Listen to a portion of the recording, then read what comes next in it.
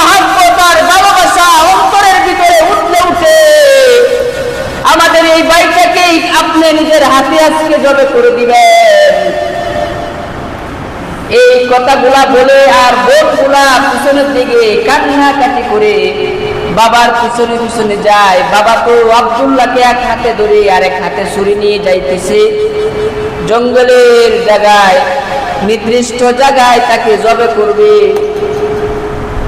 হঠাৎ এক বোন আব্দুল মুত্তালিবকে বলে, আব্বা আমার মাথার মধ্যে একটা ফয়সালা আসছে, আব্দুল্লাহকে জবে করা লাগবে না। আরে কি ফয়সালা? কই বাবা আপনি একজন মানুষ, এই এলাকার আপনি সর্দার, এলাকার নেতা, আপনি এলাকার শাসন ক্ষমতা আপনার হাতে, আপনি কি জানেন না একজন মানুষের জান আর 10টা উট সমান সমান? অর্থাৎ একজন মানুষ যদি মারা যায় তৎকালীন আরব যুগে তার জরিমানা ছিল 10টা উট। 10টা উট দিলে তার জানের বদলা হয়ে যাইত।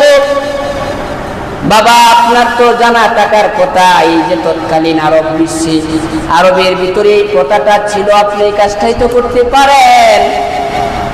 আপনার তো উটের অভাব নাই, আপনার তো দ্বন্দ্বের অভাব নাই, আদরের বাইটাকে বধ করিও না বাবা। আপনি ইচ্ছা করলে এই কথা অনুযায়ী আমার বাবার জান ভিক্ষা চাই আপনাদের কাছে। আরে ভাই, বোনের জন্য ভাইদের দয়া বেশি হয়, বোনের জন্য ভাইদের দয়া, বোনের জন্য ভাইয়ের জন্য বোন জীবন দিতে চায়, ভাই আদরি হয়। আব্দুল মুত্তালিবের বোনগুলা কান্নাকাটি করে আর আব্দুল মুত্তালিবকে এই কথাগুলা বুঝাইতেছেন। আব্দুল মুত্তালিব বলে, চলো ঠিক আছে তাহলে। আসলেই তো